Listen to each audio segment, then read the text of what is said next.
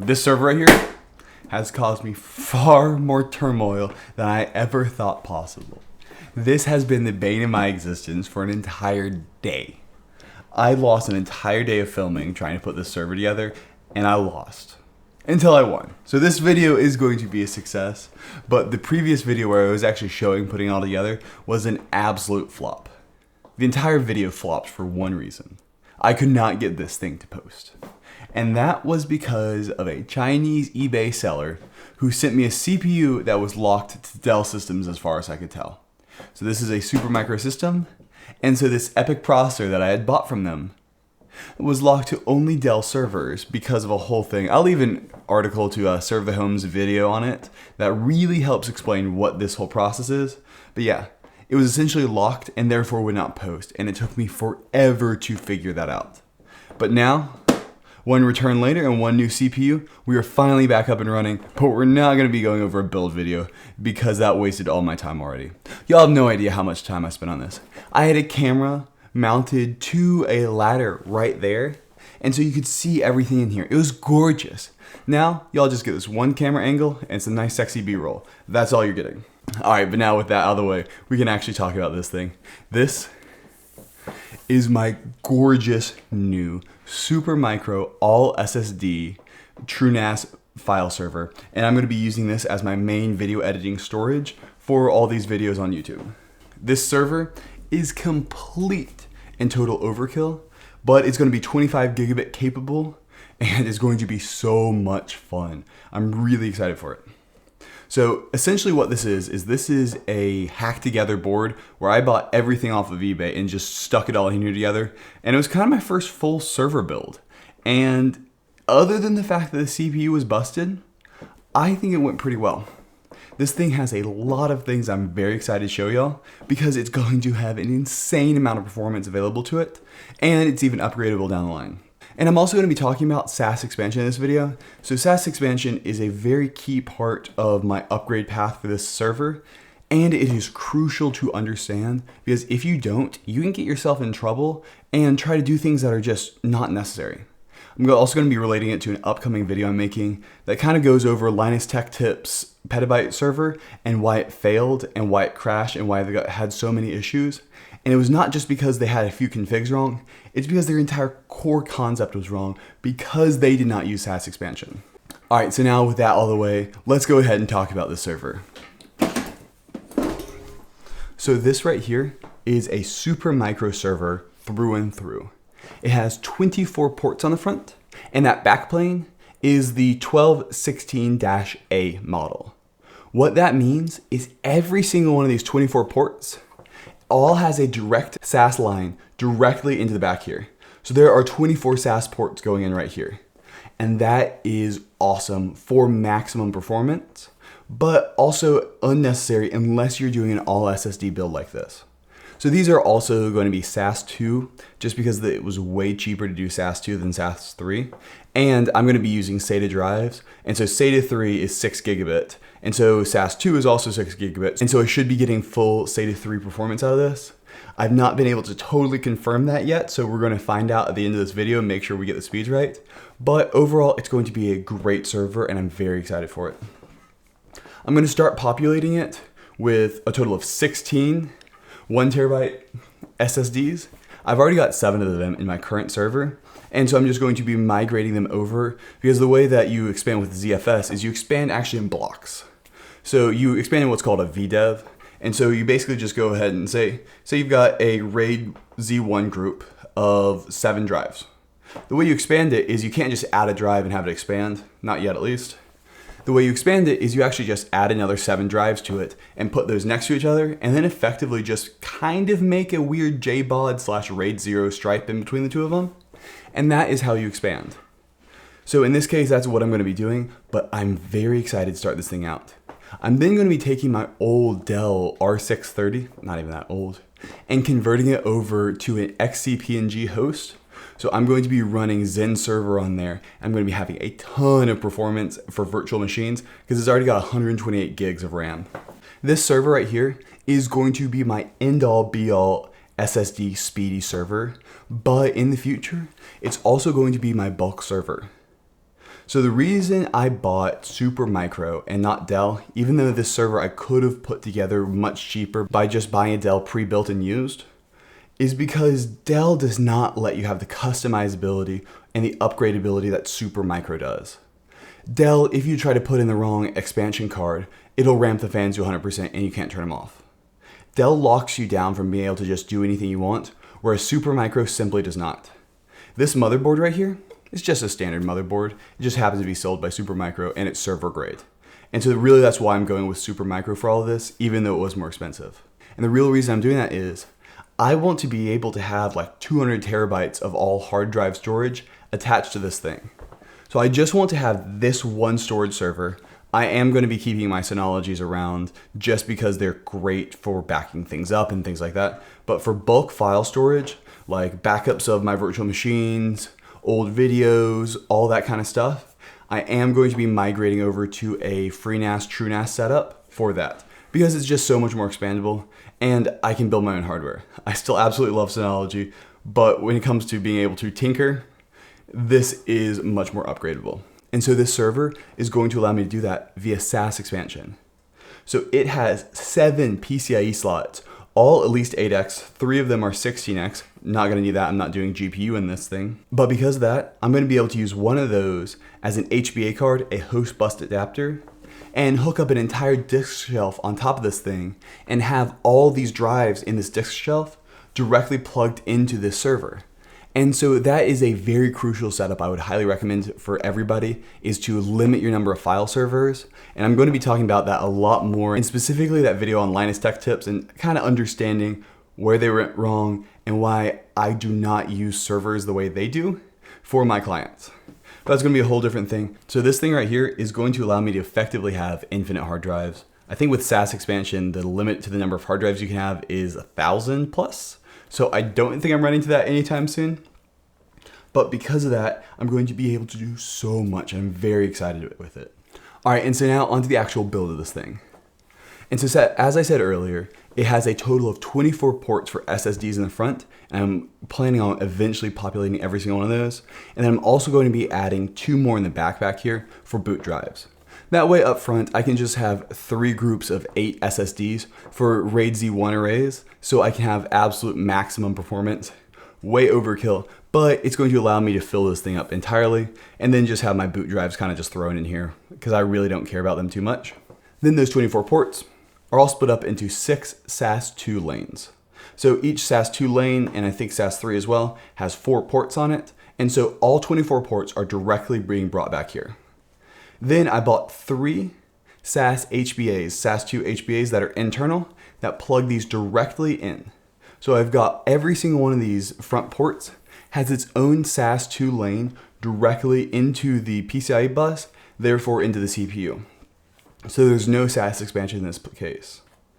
So then I'm going to be having a 25 gigabit card that is hooked up right here, and I'm going to show you that in a minute. And so we're going to be able to have maximum performance. Underneath here, I went for AMD EPYC. This is an AMD EPYC 7001 series, and it has 24 cores on there. I actually did not want the 24 core version. I actually was looking for the 16 core version that was clocked faster because quite frankly, Samba does not use cores as well as it does clock. And so I would prefer to have fewer cores that were faster, but this ended up being cheaper and the one I did get was from China and I was like, not gonna do that anymore. And so that's why I went with this one. But this thing is going to be an absolute beast and there's no way I'm gonna end up being CPU limited, even if I start running a ton of virtual machines on this for some reason. Right now it has 128 gigs of DDR4 ECC RAM, though I could easily upgrade that to 256. So I probably do not need to, just because in the past, I've got 128 gigs of RAM in my current FreeNAS build, TrueNAS, and my ARC hit rate is like 99% almost always, so nothing's ever even going to the SSDs. So I probably do not need to upgrade, but I might at one point if I get bored. Then it also has a NVMe M.2 drive right here, and that is going to be crucial if I do add hard drives to this thing as an expansion unit, and that's going to be used as a layer 2 ARC. I also really need to make a video explaining how every single person on the internet and forums is wrong about layer 2 ARC in ZFS. Every single video I've seen on it has pretty much gotten it wrong, except for one of them, which was actually done by IX Systems themselves, the guy who owned TrueNAS, and actually talked about it. ZFS actually has one of the most amounts of misinformation on the internet of any piece of software I've ever seen. And so I really want to start doing a video kind of breaking every single one of those that I've seen. But long story short, an M.2 NVMe SSD almost always is going to be a useful layer 2 ARC for you. I'm going to get into in-depth in that video, but so many people think that it's not a good idea when it in fact is an awesome idea. All right, and so now I want to do two things really quick. One, I want to kind of show you how loud this thing is because it's actually pretty quiet except for these things right here. These are the power supplies, and unfortunately, they are loud when they're running. The front fans right here, almost dead silent. But when these things are running, which they always are as soon as the thing turns on, they're not quiet. It's okay because I've got a separate room for it and I can close that door. The thing that is unfortunate is these right here are the PWS 920p-1R. And from reading online, people that call those the quiet ones. I do know some Supermicro servers, and I'm going to warn you on this, the power supplies are screamers. These are not screamers. These are definitely acceptable, but loud. I would not ever put these in the same room as you, but it's not like they will absolutely destroy the acoustics in your entire house. I am going to see about trying to quiet these things down if there's a better option, but they are definitely not quiet, unfortunately. But the front fans are super quiet, which is good, so that way I can turn them up and not really worry about it, and so I can cool all of these cards in here. All right, and so now we've just got a couple of things left to install. I've got to install the 25 gigabit card in here, very excited for that. And then we've also got to install the SSDs up front. So I'm very excited for that, so let's go ahead and get started. So this right here is going to be my network card for this thing, and it is a 25 gigabit SFP28 adapter. It is an Intel XXV710-DA2, and I would highly recommend going Intel. Intel across the board for their network chips seem to be just best in class and most compatible, and going to give you the best overall performance. There are different grades of Intel network chips, and from what I've read, they do make a difference, but I'll be honest with you, trying to research and find different qualities and which ones are better for what reasons have been insanely difficult for me. I do know that in general going Intel is better. I don't think for a server like this is going to matter nearly as much than other people. Specifically if we're making like a firewall, it would matter a lot more. But do your research, though I will say I had some trouble finding what one would consider a good Intel card. We're just gonna go ahead and slot that guy in right here. And so now this backplane right here is complete. Let's go ahead and start installing some SSDs then. All right, so these right here are my go-to cheap SSD. You can spend a lot on an SSD and you will get better performance out of it. But one thing that is more true than that is if you just have more SSDs, you're going to get more performance than that. And so rather than myself spend like $400 on a really nice SSD, I'd much rather buy 4 SSDs from SK Hynix. I buy these on Amazon all the time. These are my go-to mass storage SSDs because they're really cheap and they actually work really well. SK Hynix, I'm not sponsored by them or anything like that. I'll leave an Amazon affiliate link to these though. So SK Hynix actually already makes a lot of the flash chips for most people already. So they just started selling them directly. So I like them a lot and I've not had any problems with them so far. So use at your own risk obviously, but these are so much cheaper than like enterprise SSDs. And for me, downtime is not dead time. I'm okay if I have downtime. This thing's gonna be backed up continuously, all that good stuff. And it's way better for me to have more storage and cheaper than anything else. So I bought 9 of these and then I'm gonna add another 7 to this. So I'm gonna have a total of 18. So I should be ending up with around 16 terabytes of usable all SSD storage, which I'm very excited for.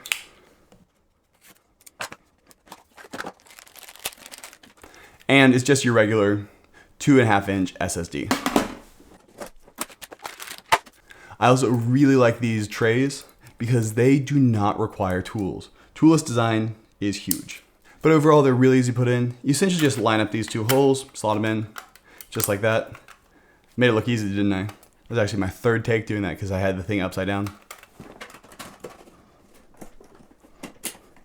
That's not in. We're fine. Now, I'm gonna cut to all of these being put in one by one.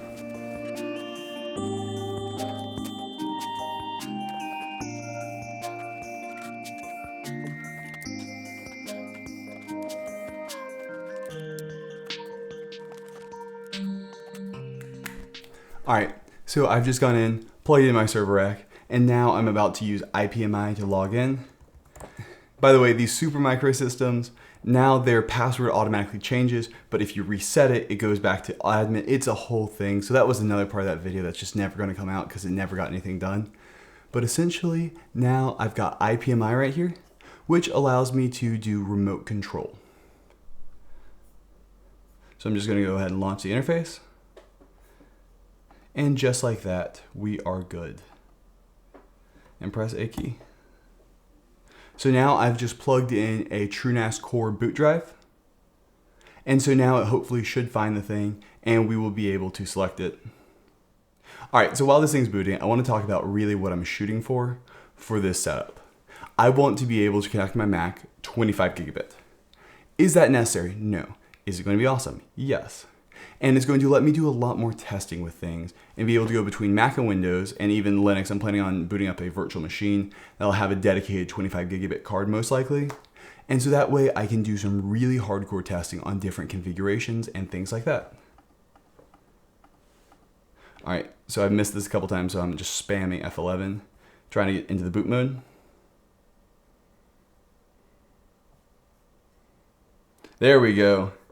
I got the boot device, and so we can see down here, we've got my Samsung SSD, which should have the TrueNAS Core setup. So I'm just gonna select it. Hey, there we go. So now we are going to boot the TrueNAS installer. So now this is gonna take a minute, but hopefully we should be able to find all 9 SSDs in there. So we're gonna go ahead and install it. And let's see here. Oh, great. We only see 8 of them. Well, I'm just gonna select this one. We're gonna go from there and see what happens. All right, so now it's just gonna go ahead and install that thing right on our setup. Having IPMI makes this so much easier, and I want it for pretty much all my servers. It's an add-on with Dell. The Dell's equivalent is iDRAC. And it is very expensive per license unless you get it used. Most used things on eBay do tend to have it, pretty much all of them. You need the enterprise license to do anything real here, but it's just so useful to be able to have and not have to go down there and try to hook up a keyboard and mouse to everything. It's such a pain. Here, control everything via the internet, which is way better. So now we should be good, and let's do it. We're gonna reboot the system. And since this is actually just a pool, I'm gonna blow away and rebuild. I'll figure out what happened with that drive later probably. Probably not the way to do it, but I'm kind of short on time right now. All right, so now we are up. In a minute here, it's going to tell me the IP address to connect to, and we can just quickly build this pool. It's going to be janky. It's just going to be blown away because I need to do some more testing and transfer everything over a little bit better. But I want to make sure we could run this thing and see how fast we can get it and make sure we're actually operating at the full SATA 3 speed. All right, so now it's just going to give us the IP address to connect to, and we're going to do it. Putting in the username and password I just set up. Not now. And you look at those cores. There are 48 threads in this thing. Way overkill, as I said. All the RAM is available. And so now we just need to build that storage pool. I'm going to select all except the last one. And we'll do RAID Z.